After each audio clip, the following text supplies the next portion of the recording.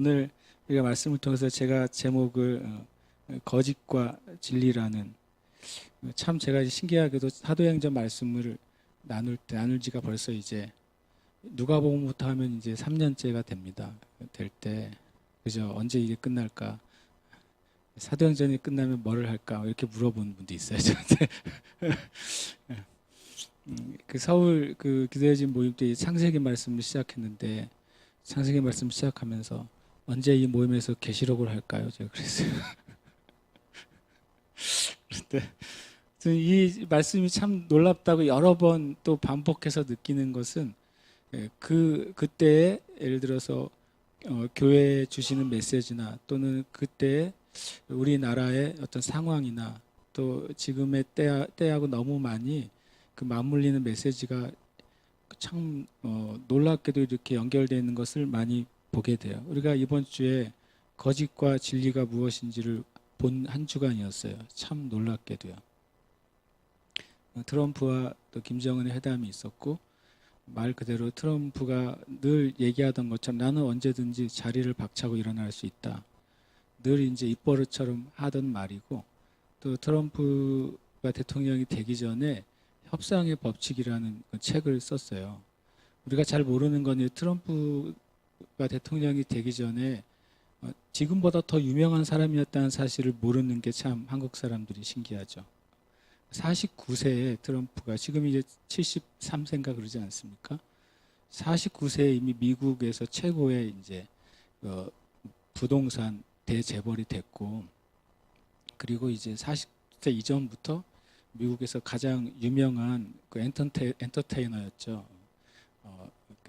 톡쇼를 진행하면서 미국에서 가장 많은 그 페이를 받았던 톡쇼 진행자였어요. 그러니까 우리나라 사람들은 잘 몰랐던 것이지, 미국 사람들은 어느 정도 트럼프가 등장했을 때 이제 밑에 여론은 트럼프가 될 줄 다 안 상태였죠. 한국이나 다른 이제 TV나 미디어들이 트럼프가 이제 갑자기 정치 초년생이니까 굉장히 트집을 많이 잡았지만, 실제적으로 그 당시에 사람들의 생각은 트럼프가 된 것을 알고 있을 정도였었어요.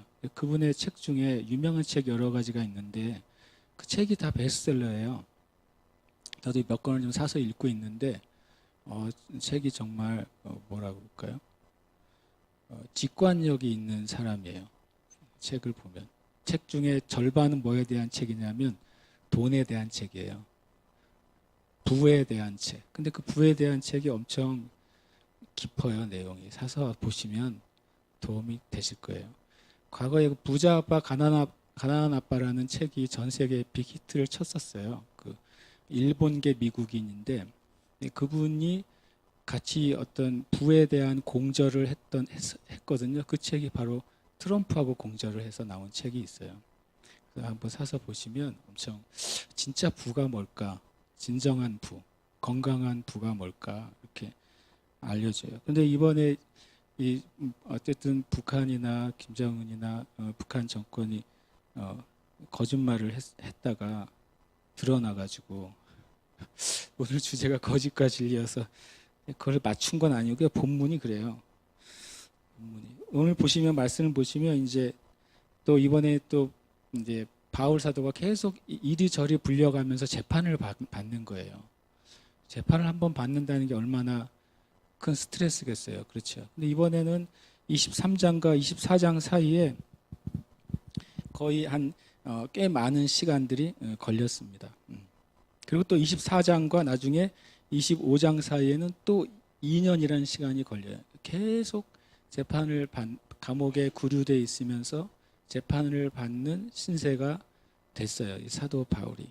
그 와중 가운데서 사도 바울이 하나님의 사람으로 어떻게 서 있는지를 볼 수 있는 너무너무 좋은 기록이 바로 사도행전 24장, 25장 계속 이후예요. 여러분과 제가 정말 어떤 억울한 일로 말미암아 고난을 당하셨을 수도 있고, 당하신 경험이 있을 수도 있고, 또 어쩌면 지금도 의를 위해서 여러분이 핍박을 받고 있을 수도 있어요. 그때 어떻게 하면 하나님의 사람으로서 그 시간들을 잘 통과할 수 있을까? 최고의 모델은 물론 예수님이시죠. 예수님 다음에 최고의 모델은 저는 이 사도 바울인 것 같아요. 물론 이제 구약에 훨씬 더 선배님이 한 분 계시죠. 요셉이라는 분이 한 분 계신데 그분에 대한 이야기는 이렇게 자세히 나오지는 않아요. 아주 그냥 깔끔하게 몇 자 나올 뿐이죠. 근데 이때 이제 이들이 자신들의 그 주장으로는 사도 바울을 죄를 증명할 수 없어서 이 더둘로라는 인물을 데리고 와요. 2절에 보면 더둘로라는 인물을 데리고 있는데 한글 성경이 조금 번역을 잘못했죠. 죄송하지만 더둘로를 보고 뭐라고 그랬습니까? 변호사라고 그랬잖아요. 변호사가 뭐 하는 직업이에요? 변호하는 직업이죠. 근데 더둘로가 하는 일은 뭐예요? 검사가 하는 일을 하고 있어요. 그래서 원래 원어의 의미도 변호사가 아니라 법률가라고 해석해야 맞습니다. 그리고 또 쉬운 성경이나 세번역 같은 곳에도 법률가 내지는 그런 식으로 표현이 돼 있어요. 변호사가 와서 바울을 변호한 게 아니라 바울의 죄를 고발하잖아요. 그러니까 우리가 알아서 이렇게 이해하면 좋겠습니다. 그래서 더둘러가 와서 고발합니다. 3절, 4절, 5절, 6절이 그의 고발이고 또 6절과 8절까지가 이제 난하주에 나와 있는데 그 어떤 사본에는 있고 어떤 사본에는 없기 때문에 본문에 안 들어 있고 성경 밑에 하단에 작은 글씨로 보통 되어 있어요. 그러면 오늘 말씀은 3, 4, 5, 6, 7, 8 전체 다죠. 9절까지의 본문 중에 6절 6개의 절이 바울에 대한 고발이에요. 근데 바울에 대한 고발인데 처음부터까지가 다 뭐예요? 다 거짓말이에요. 과거에나 현재에나 많은 거짓말들이 우리의 삶에 있는 것을 보게 돼요. 거짓이죠. 근데 제가 이것을 보면서 오늘 제가 보여드리지는 못하지만 어쨌든 저는 보면서 말씀드릴게요. 이 말씀을 보면서 제가 깨닫게 된 게 놀랍다는 생각이 들었어요. 왜냐하면 바울에 대한 이 거짓의 고발이 결국에는 진리가 무엇인지를 우리에게 보여주는 어둠이라는 것을 제가 깨닫게 됐어요. 첫 번째 제가 주보에 보시면 빛은 어디에 있다고 그랬습니까? 빛은 어둠 속에 있어요. 거기에 이제 주보에 어디까지 제가 적어놨을까요? 네, 다 적어놨네요. 네. 빛은 어둠 속에 있습니다. 그것은 또 어떤 책 제목이기도 합니다. 똑같은 동명의 제목을 사서 보셔도 좋은 책이에요. 어쨌든 네. 이 빛은 어둠 속에 있는 건 첫 번째 하나님의 창조 법칙이에요. 창조 법칙. 여러분이 그냥 성경을 보지 않더라도 창세기 1장 3절이 하나님이 가라사대 뭐라고 말씀하셨어요? 빛이 있으라 하시니 빛이 있었다고 말하고 있어요. 그런데 그 빛이 있기 전의 상황이 창세기 1장 2절이에요. 창세기 1장 2절의 상황이 뭐죠? 엄청난 혼돈이 있고 또 흑암이 깊음 중에 있었어요. 아주 짙은 흑암이 온 피조 세계 가운데, 온 우주 가운데 가득가득 차 있었단 말이죠. 거기에 하나님께서 처음 시작하신 일이 빛이 있으라고 선포하신 거예요. 그래서 실은 어둠 속에 빛이 임하는 것은 하나님의 창조 법칙이에요. 이것은 계속 반복되고 있습니다.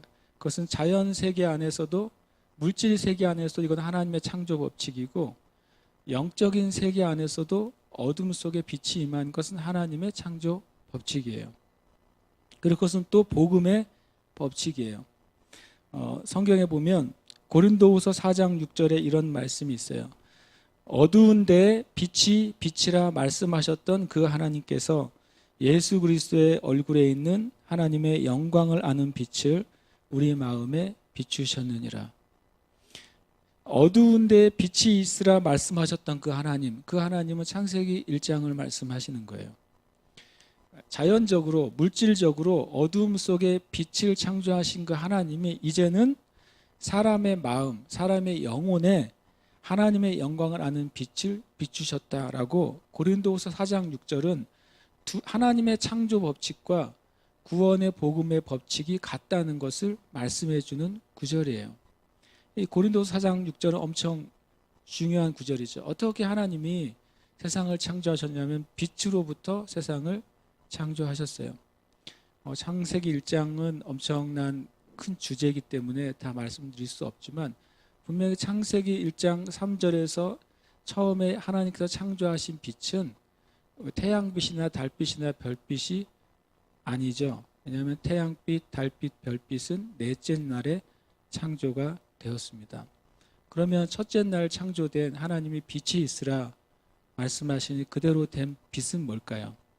그것은 온 우주 가운데 하나님의 질서와 생명력이 임하는 하나님의 일종의 생명력의 에너지였어요.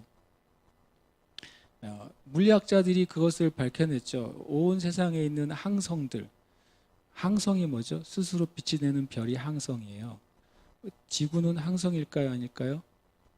아니죠. 누가 그러더라고요. 전기불이 나온다고. 지구는 행성이에요. 스스로 빛을 안 내고 빛을 받아서 어떤 에너지를 얻어요. 세상에 이제 온 우주에 태양처럼 스스로 빛을 내는 모든 별이 다 사라져도 놀랍게도 우주 가운데 빛이 존재한다는 것을 물리학자들이 알아냈어요. 그게 뭐겠어요? 창세기 1장 3절의 빛이에요. 온 우주 가운데 질서와 또 창조에 힘이 부여되는 하나님의 생명력이었죠. 그것과 똑같이 사람의 영혼에게도 복음이 전해질 때 마치 온 우주 가운데 어둠의 빛이 비쳐서 비로소 우주 가운데 생명의 질서가 시작된 것처럼 사람의 영혼도 복음의 빛이 비춰질 때에만 그 영혼이 생명을 얻고 살아나기 시작하는 거죠. 복음의 빛이 비춰질 때에만 그 인생이 정리가 되는 거예요. 실제로 복음의 빛이 비춰지지 않은 그 사람의 마음은 정리되지 않은 인생을 삽니다. 도전하고 싶은 말씀 그거예요. 여러분의 삶이 정리가 안 돼 있잖아요. 그러면 둘 중에 하나예요. 아직 여러분에게 진짜 복음의 빛이 비춰지지 않았거나 아니면 여러분이 그 복음의 빛에 순종하지 않기 때문이에요. 왜냐하면 빛이 비춰지면 성경은 창세기 1장은 굉장히 재미있는 말을 하고 있는데 주로 나누는 말씀을 하고 있어요. 의외로 창조보다 나누고 계세요. 창세기에서 물을 만들었다는 기록이 있습니까? 없습니다. 창세기에서 땅을 창조하신 기록이 있습니까? 없습니다. 이건 되게 굉장한 비밀인데 그걸 말할 수는 없고 지금 나중에 물어보시면 말씀드릴게요. 분명히 창세기에서는 하나님이 땅을 창조하지 않았어요. 심지어 하나님이 물도 창조하지 않았어요. 근데 다만 하나님이 어둠에서 빛을 나누셨어요. 물에서 물을 나누셨어요. 물에서 땅을 나누셨어요. 제 말이 맞죠?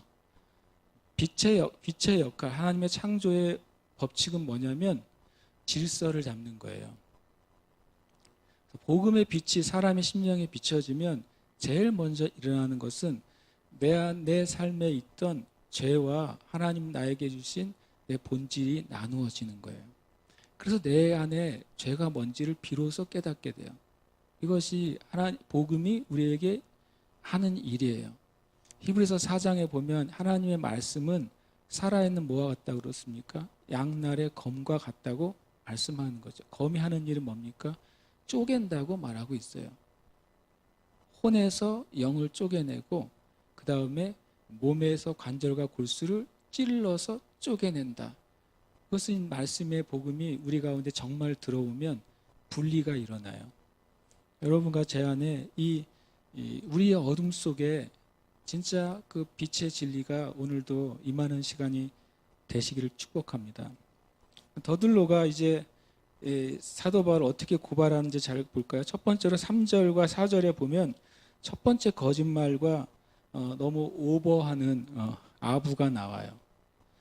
벨릭스는 누굽니까? 벨릭스는 로마인이에요. 로마 총독이에요. 로마 총독은 유대인에게 어떤 사람이에요? 압제자죠. 그렇지 않습니까? 로마 총독은 유대인에게 있어서는 원수예요. 자신의 민족을 압제하고 있는 로마의 대리인이에요. 그런데 뭐라고 말하는 줄 아세요? 3절에 보면 우리가 당신을 힘입어 태평을 누립니다. 라고 하는 정말 거짓말을 해요. 실은 유대인들이 간절히 원하는 게 뭐예요? 로마인이 떠나는 거 아니에요. 그래야 우리가 평화롭게 될 것이다. 하나님의 샬롬이 임하려면 로마 군인이 떠나야 우리가 하나님의 샬롬이 임할 것이다. 예수님도 그렇게 로마군을 무찔러주는 메시아로 오해했었잖아요. 그런데 놀랍게도 이 더들로가 얼마나 큰 거짓을 말하는지, 당신 때문에 태평을 누리고 이 민족이 유대인이죠. 당신의 선견으로 말미암아 개선되었다, 이런 말을 했어요. 거짓말 더하기 또 거짓말이 돼요. 그러면서 4절에 당신을 더 안 괴롭히려고 대강 여짜옵나니 간용해서 들으시기를 원합니다. 참 더들로는 정말 우리 말로 하면 입에 침도 안 바르고 거짓말하고 아부에, 성경에서 아부에 1, 2, 3일을 하면 그 중에 한 명이 더들로인 것 같아요. 그래서 5절에 보면 바울에 대한 첫 번째 고발은 그는 전염병 같은 자라. 여러분 성경에 보시면 같은 자라 글씨가 작게 되어 있습니까? 성경 있으십니까? 성경에 보시면 작게 돼. 왜 그럴까요? 원래 원문이 이렇게 되어 있어요. 그는 전염병이다. 이렇게 되어 있어요. 전염병 같은 자가 아니에요. 우리 식으로 하면 그는 바이러스야, 이렇게 말하는 거죠. 죄송하지만 우리 옛날 말에는 아주 나쁜 말이 있어요. 이 옌병 점점, 그 말이에요. 이 말이. 이 사도 바울 보고 저 인간 자체가 바이러스다. 저 인간 자체가 질병이다. 저 인간 자체가 전염병이다. 이런 되게 극악한 말을 이 더들로가 서슴지 않고 하는 것이죠. 그러면서 뭐라고 말하냐면 천하에 흩어진 유대인을 다 소유하게 만드는 자다. 완전히 이 사람은 선동꾼이다. 대목꾼이고 선동꾼이다. 이렇게 말하고 있어요. 그리고 더 나아가서 나사렛 이단의 우두머리다, 이렇게 말했어요. 우두머리. 리더라고도 말하지 않고 왕이 아니라 우두머리. 한낱 어떤 잘못된 집단의 우두머리다 라고 표현했습니다. 그리고 또 그가 성전을 더럽게 하려고 해서 우리가 잡았다. 그 다음에 거짓말이 계속 이어집니다. 난하주에 있는 작은 거에 보면 우리가 우리의 율법대로 재판하려고 했는데 천부장 루시아가 와서 강제로 빼앗아 갔다, 이렇게 표현해요. 그들의 율법대로 어떻게 하려고 그랬어요? 그 자리에서 정말 때려 죽이려고 했어요. 구해낸 것이죠, 천부장이요. 이 극악한 상황 가운데서 하나님이 구해내신 것이죠. 처음부터까지가 다 거짓말이에요. 놀랍게도 빛은 어둠 속에 있어요. 이 더들로가 한 말을 뒤집으면 바울에 대한 진리가 돼요. 바울은 진짜로 전염병 같은 자예요. 왜냐하면 바울은 사도행전 1장 8절에 완벽하게 충성된 유일한 사람이었던 거죠. 예루살렘과 온 유다와 사마리아 땅끝까지 정말 전염병이죠. 엄청나게 빠른 속도로 온 세계로 퍼져나갔으니까요. 반대로 하나님의 대사였던 것이죠. 가장 단시간 내에 가장 많은 사람에게 가장 많은 지역에 교회를 세우고 복음을 전했던 진정한 하나님의 사도. 뒤집었더니 마귀에게는 전염병이에요. 여러분, 마귀에게 전염병 같은 인간이 되시기를 축복합니다. 마귀가 일을 가는 사람은 하나님 나라에서 굉장히 복된 사람이 아니겠어요? 반대로 마귀가 두 손을 들면서 칭찬하는 사람은 하나님 나라에서 굉장히 불쌍한 사람이 되는 거죠. 굉장히 불쌍한 사람이 돼요. 마귀가 칭찬하는 사람은. 이걸 뒤집으니까 정말 이게 거짓 안에 진리가 있네라는 것을 어제 제가 묵상하면서 깨닫게 됐어요. 그리고 천하에 흩어진 유대인을 다 소유하게 한다. 이것도 놀라운 진리죠. 숨을 곳이 없어요. 바울이 온 천지를 다 쑤시고 다녀가지고 도망갈 데가 없어요. 모든 유대인들이 복음을 듣지 않는 유대인이 없었어요. 얼마나 바울이 위대한지를 오히려 더들로의 그 거짓말을 통해서 드러나고 있어요. 그리고 나사렛 이단의 우두머리라. 정말 말은 제대로 한 거죠. 나사렛 이단이라고 말했어요. 그들은 아직도 유대인들을, 예수님을 이단이라고 말하고 있고, 그리고 또 예수님을 메시아로 인정하지 못하죠. 그러나 예수님이야말로 유일한 메시아이고 구원자이시기 때문에 그것에 대한 이 진정한 교회의 사도라는 것을 보여주고 있어요. 6절에 보면 성전을 더럽히려고 했다. 이것도 정말 새빨간 거짓말이죠. 아무 일도 사도 바울이 하지 않았고 오히려 성전에서 그 결례를 행하고 하나님 앞에 서원을 지킨 사람들에게 비용을 지불하면서 그들이 하나님의 그 법을 지키도록 도와줬어요. 완전히 반대의 그 거짓말을 하고 있어요. 그것이 참 놀랍게도 제가 두 번째 말을 이렇게 해서 우리가 이걸 제가 보면서 이 더둘로의 말을 제가 묵상하다 이걸 더둘로의 말을 뒤집었더니 그것이 정말 진리네. 그래서 제가 두 번째 그 설교 요약에 굉장히 선동적인 말을 적어놨어요. 뒤집어진 세상을 뒤집어야 된다. 세 가지를 우리가 뒤집어야 돼요. 여러분과 제 안에 뒤집어져 있는 생각과 말과 행동을 다시 제자리로 뒤집기 전에는 여러분과 저에게 진정한 소망이 없어요. 우리의 생각과 말과 행동이 하나님의 진리에 비춰서 잘못되어 있단 말이에요. 그리고 심지어는 전혀 반대로 뒤집어져 있어요. 마치 카드를 뒤집듯이 우리의 생각과 말과 행동을 뒤집기 전에는 여러분과 제가 아무리 선의를 갖고 있다 하더라도 하나님은 여러분을 축복하지 않을 거예요. 여러분과 제가 아무리 좋은 동기를 갖고 있다 할지라도 우리의 생각하는 것, 말하는 것, 행동하는 것을 진리로 뒤집지 않고서는 절대로 하나님의 약속이 하나도 여러분에게 임하지 않을 거예요. 그냥 그게 성경의 법칙이에요. 성경에 이런 말씀이 있습니다.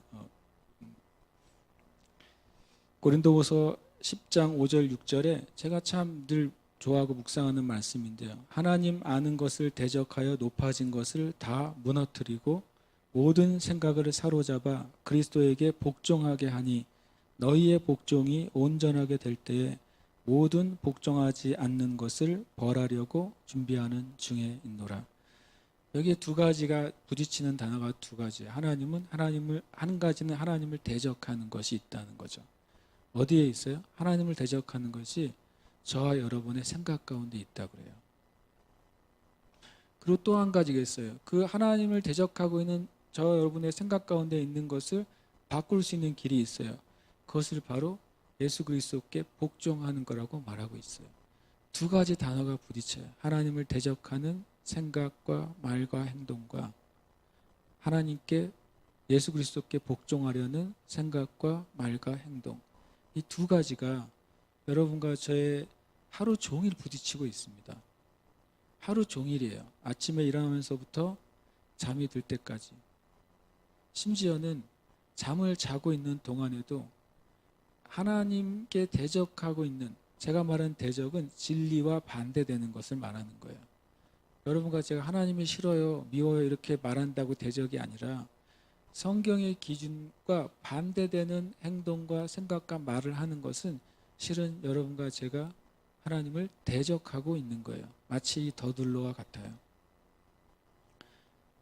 그리고 또 한편으로는 우리 안에 복종에 대해서 우리의 깊은 깨어난 양심이 말하고 있어요. 우리의 생각이 하나님의 기준으로 생각할 것을, 우리의 말이 하나님의 말을 할 것을, 우리의 행동이 하나님의 행동을 할 것을 계속 우리에게 말씀하고 있어요. 여러분, 우리 안에 있는 뒤집혀져 있는 것, 성경에서 말하는 것과 반대로 생각하거나 말하고 행동하고 있는 것을 뒤집으시길 축복해요. 심하게 말하면 그래야 살 길이 있는 거예요. 그래야 우리의 삶에 진짜 소망이 있는 거예요. 그렇게 전에는 절대로 안 됩니다. 제가 세 번째 주제를 우리의 자신의 어둠 속에서 빛을 끌어내자고 말씀을 드렸어요. 거기 있는 말 한번 같이 읽어볼까요? 적어놨으니까. 첫 번째 줄 읽어볼까요? 시작. 어둠은 빛이 상실된 상태이다. 굉장히 중요합니다. 어둠은 어둠 자체로 존재하지 못합니다. 어둠은 빛이 제거되고 제거된 만큼의 어둠이 존재하는 거예요. 빛이 완전히 제거되면 어떻게 됩니까? 완전한 흑암이 되는 거예요. 어둠이 힘이 있다고 생각하는 것이 마귀의 생각이죠. 하나님은 빛이세요. 하나님은 어둠이 하나도 없으세요. 심지어는 하나님은 회전하는 그림자도 없으세요. 천국에 가면 없는 게 한 가지 있어요. 그림자가 없어요. 왜냐하면 하나님이 빛이신 하나님 안에 우리가 있기 때문에 그림자가 없어요. 그림자는 뭡니까? 속이는 것이에요. 그리고 숨기는 것이에요. 그리고 완전하지 않은 것이 그림자예요. 어둠은 빛이 상실되어 있는 상태예요. 여러분, 우리 안에 어둠이 있다면요, 내가 왜 마음에 편치 않을까? 내 마음에 근심이 있을까? 내 마음에 기쁨이 없을까? 그것은 뭐냐면요, 어떤 사건, 어떤 원인이 있겠지만 진짜 중요한 것은 여러분과 제 안에 빛이 없어서 그래요. 예수 그리스도로 말미암아 우리에게 임하시는 그 빛이 있으면 여러분 안에 무엇인가 여러분에 있는 빛을 뺏어 가려고 할 때 그것을 거부할 수 있어요. 그러나 여러분 마음 안에 있는 빛을 뺏기면 뺏긴 만큼 어두움이 여러분과 제 마음을 차지할 거예요. 그래서 너무 중요합니다. 두 번째 원칙은 어둠은 방향이 잘못된 힘이라는 거예요. 마귀는 하나님이 사람에게 주신 그 창조력과 하나님이 사람에게 주신 성품과 하나님이 사람에게 주신 지식을 그것을 어둠으로 바꿨어요. 어둠에 힘이 있어요. 그래서 어둠에 힘이 생기는 거죠. 어둠 자체가 힘이 아니라 마귀가 하나님에게 주신 것을 어둠을 통해서 방향을 바꿔놨어요. 굉장한 열심을 가지게도 해요. 굉장히 부지런하게도 해요. 굉장히 최선을 다하기도 해요. 그런데 방향이 바뀌어져 있어요. 그 대표적인 인물이 바로 바울 자신인 것을 바울은 여러 번 얘기합니다. 내가 엄청나게 하나님에 대해서 열심히 있었는데 예수님 믿는 사람들을 잡아 죽이는데 열심히 있었다고 말한 거예요. 엄청난 열심히 있었어요. 왜냐하면 이 어둠은 사도 바울에게 하나님이 그 사도 바울의 본질에 주셨던 힘의 방향을 바꿔버렸어요. 하나님을 향해서 힘을 쓰지 않고 자기 자신을 위해서, 육신을 위해서, 또 마귀를 위해서 쓰게 하고 있어요. 여러분, 오늘 이 말을 생각보다 중요할 수도 있어요. 기억하시길 축복해요. 어둠은 빛이 결여된 만큼의 상태예요. 그래서 어둠을 물리치는 방법이 뭐겠어요? 빛이 그냥 임하면 되는 거죠. 성경에 빛이 임하는 길이 뭐가 있겠어요? 제일 좋은 건 주님을 찬양하는 거예요. 이스라엘의 찬송 중에 하나님 아버지께서 거하시겠다고 여러 번 말씀하세요. 우리의 마음에 진심의 찬양이 우리 가운데 시작될 때 우리의 어두운 영역에 빛이 비춰지기 시작해요. 빛을 가장 빨리 이기는 길은 저는 찬양이라고 믿어요. 하나님을 찬양하고 예배하는 거예요. 감정이 동요하지 않을 수도 있어요. 그죠? 내 마음은 굉장히 슬픈데 기쁨과 감사의 가사를 찬양할 수도 있어요. 그 시작할 때 엄청난 전쟁이겠죠.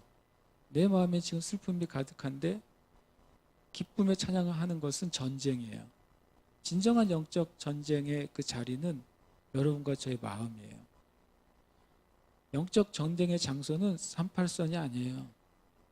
영적 전쟁의 장소는 어떤 사람들과 싸우는 그 자리가 아니라 영적 전쟁의 진정한 장소는 여러분과 제 마음이에요. 다시 말한 것처럼 슬플 때 기쁜 찬양을 내가 시작할 수 있는 게 싸움인 거예요. 내가 두려울 때 하나님이 함께 하심과 담대함을 노래하는 것이 싸움인 거예요. 그게 전쟁이에요. 거기서 여러분이 첫 번째 소절을 부르기 시작할 때 여호사밧 왕이 그렇게 했던 것처럼 여호사밧 왕이 두려운 전쟁 가운데 찬양대를 맨 앞에 세우고 찬양을 부르며 나아갈 때 그 적들이 서로를 싸우고 서로를 죽였던 것처럼 여러분 안에 이 영적인 전쟁, 두려움 안에서 빛의 찬양을 시작할 때 여러분의 심령 가운데서 어둠을 밀어내는 것이죠. 그때 하나님의 빛과 도우심이 시작되는 거예요. 어둠은 방향이 잘못된 힘이에요. 여러분과 저에게 지혜가 없는 게 아니에요. 여러분과 저에게 힘이 없는 게 아니에요. 여러분과 저에게 친구가 없는 게 아니에요. 여러분과 저에게 돈이 없는 게 아니에요. 자원이 없는 게 아니에요. 경력이 없는 게 아니에요. 자격증이 없어서 실패하는 게 아니에요. 우리가 방향을 바꾸지 않아서 그래요. 방향을 하나님께로 전환해야 돼요. 방향을, 여러분에게 이미 주신 그 힘의 방향을 바꿔야 돼요. 그러면 놀라운 것을 우리가 경험하게 될 것입니다. 아멘. 구원은 빛이에요. 성경의 빛에 대해서 여러 번 말씀하시는 것을 우리가 알 수 있어요. 에베소서 5장 12절에 보면 이런 말씀이 있습니다. 우리의 그 자신의 어둠에서 빛을 끌어내는데, 제가 왜 구원은 빛이라고 말씀드렸냐면, 성경에 보면 요한복음 1장에 보면 우리의 구원이신 예수님이 우리 가운데 뭘로 임하셨다 그래요? 빛이 어두움에 비쳤다, 이렇게 표현하고 있어요. 그래서 구원은 누군가의 마음에 빛이 임하는 거예요. 내가 구원받은지를 어떻게 느껴요? 어떻게 느낄까요? 내 마음에요, 어디서부터인가 희망의 빛, 어디서부터인가 놀라운 밝은 빛이 비춰지는 것을 느끼게 돼요. 어떻게 느끼냐고요? 느껴보면 알아요. 그리고 여러분이 이미 느꼈었어요. 주님께 예배할 때, 예수님을 받아들일 때 내 마음에 마치 어두운데 빛이 비춰지는 것 같은 느낌을 경험하게 돼요. 예수 믿는 사람 중에 몇 명이 경험할까요? 100명 중에 100명이요. 성경은 그렇게 말했기 때문에. 어두운 가운데 빛이 빛이라 말씀하신 하나님이 너희 마음에 하나님의 영광을 아는 빛을 비추셨다, 이렇게 말씀하셨는데, 예수 믿는 사람 100명 중에 50명만 그걸 경험하면 그 말씀이 잘못된 거예요. 모든 사람이 어떤 느낌이든 형태로든 내 심령에 무엇인가 희망과 밝음과 긍정의 놀라운 구원의 빛이 비치는 것을 경험하게 되어 있어요. 그것이 하나님의 비밀이죠. 우리 자신의 어둠 속에서 이제 빛을 끌어내는 일을 여러분과 제가 해야 돼요. 나는 빛으로 가득 차 있어요. 그런 분이 있으면 다른 사람을 도와줘야 돼요. 그 어둠에 있는 사람들이 빛으로 나올 수 있도록 도와주는 삶을 살아야 돼요. 그런데 또 우리의 삶 가운데 이 세대가 계속해서 어둠을 넣어주려고 하는 세대이기 때문에 우리 자신의 어둠 속에서 빛을 끌어내는 일을 우리 계속 해야 돼요. 에베소 5장 12절에 어떻게 끌어내는지를 말씀하고 있어요. 에베소 5장 12절에 이렇게 말씀하십니다. 그들이 은밀히 행하는 것들은 말하기도 부끄러운 것들이라. 어떻게 우리의 어둠 속에서 빛을 끌어낼까요? 여러분이 주님 앞에 정직해야 되는데, 여러분이 은밀히 행하는 그것에 대해서 정직해야 돼요. 다른 사람이 나를 볼 때 하는 행동에 대해서는 정직할 필요도 없어요. 나도 보고 있고 남도 보고 있으니까. 은밀히 행하는 것들에 대해서 여러분과 제가 정직해지면 여러분의 어둠 속에서 빛이 나올 겁니다. 그런데 여러분이든지 저든지 은밀히 행하는 것에서 하나님 앞에 정직해지지 않으면 우리는 정말 우리 안에 빛의 삶을 살 수가 없게 될 거예요. 참 재밌게도 오늘 또 저희 얼마 전에 우리 로비 밖에 있는 그 자판기 있잖아요. 커피 자판기. 누가 자꾸 동전을 훔쳐가는 거예요. 그래서 제가 좀 너무 안 됐다, 동전을 드릴 걸. 그래서 동전이 사라지는 거예요. 그래서 CCTV를 설치했잖아요. 도대체 누굴까? 놀랍게도 어제 발견이 됐어요. 와, 정말 어둠 가운데 빛이 비쳐서 그 은밀히 행하는 게 드러났어요. 근데 제가 이제 그분의 얼굴이 나오진 않았는데 누군지를 좀 알게 됐어요. 오래전부터 이 주변에서 봤던 분이에요. 그리고 심지어는 전에 교회를 옮기기 전에도 봤던 분인 것 같아요. 제 마음에 이제 안타까운 마음이 있어요.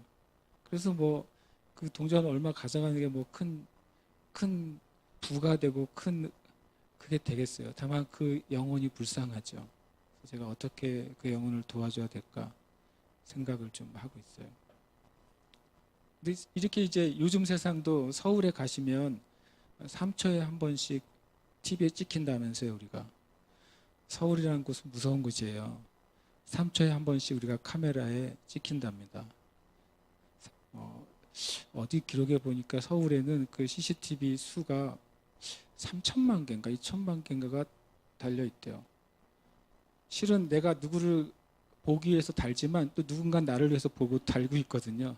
서로 보고 있어요. 계시록에 보면 마지막 때는 서로 속고 속인다 그랬어요.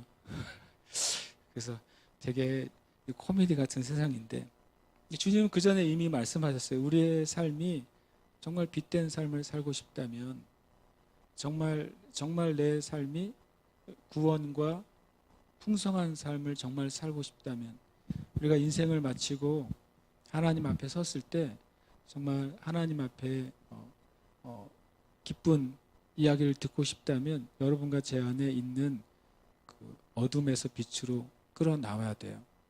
첫 번째 길이 뭐냐면요. 다시 말씀드리면 여러분이 주님 앞에 가서 정직해야 돼요. 뭐에 대해서 정직해야 되냐면요. 여러분이 은밀히 행하는 그 일이요. 저한테 말씀하실 필요는 없어요. 카톡 하시지 마시고 실은요. 그리고 카톡 하지 마세요. 제가 더 괴로워요. 그러면 괴로우니까.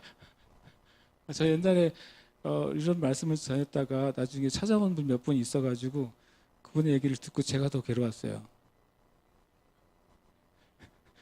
그래서 제가 캐톨릭의 그 신부들이 왜 괴로운지 알 것 같아요. 정말 괴로울 것 같아요. 자기의 죄를 다 말하고 자기는 죄가 사라졌다고 믿고 가거든요. 그 죄의 짐은 신부들이 다 지고 그래서 많은 신부들이 술을 많이 먹잖아요.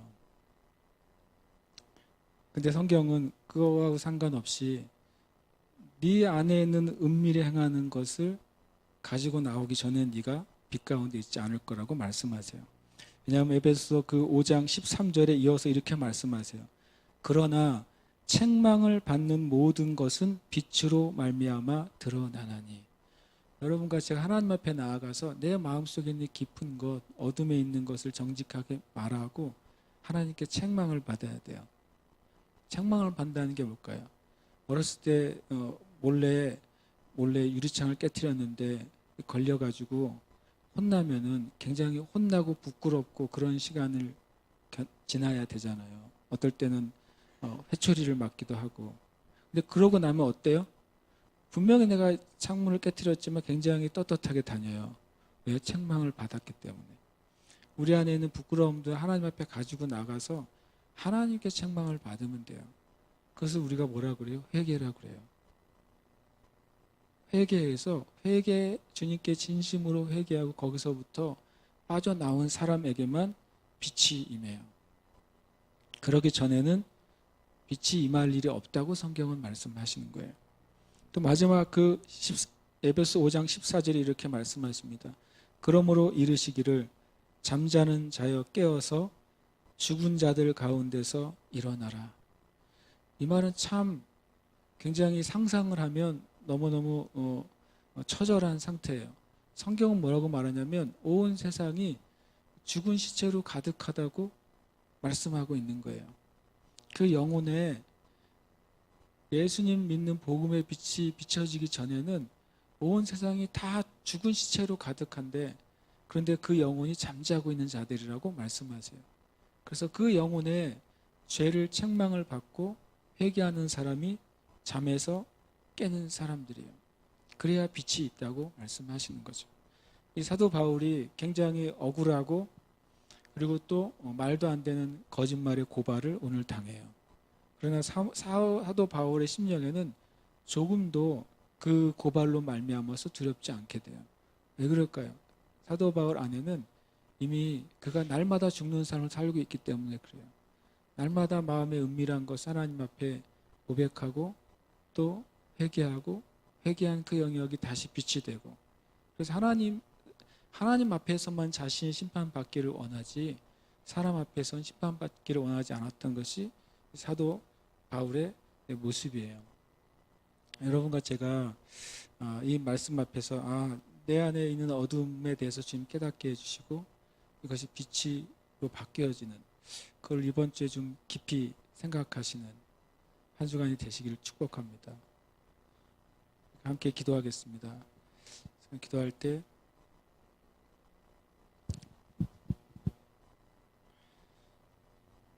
저도 요즘 제 자신에게도 그런 기도를 많이 합니다. 주님, 제 영혼에 주의 빛을 더 비춰 주시옵소서. 제가 주님 앞에 숨기고 있거나 또 숨기려고 하거나 또 숨기려는 유혹이 있는 것들로부터 제가 벗어나게 해주시고, 또 심지어는 우리가 너무 오랫동안 숨겨와서 그것이 어둠인지도 모르고 말하고 행동하는 것들이 있어요. 주님께서 빛을 비춰주시면 그 오래된 어둠, 마치 지하실에 축축하게 곰팡이가 쓴 그 물건들처럼 내 마음 깊은 곳에 있는 어둠을 주님께서 보여주실 거예요. 저는 지금 이 시간 주님께서 보여주시기를 구합니다. 이 시간 함께 기도할 때 주님, 우리의 마음 속에 깊이 은밀하게 감춰져 있는 어둠을 이 시간 주님 나타내 주시고, 제가 그곳으로부터 빛 가운데 나아가는 은혜를 허락해 주시옵소서. 지금 함께 기도하십시다. 아버지 하나님, 주의 은혜를 인해 감사합니다.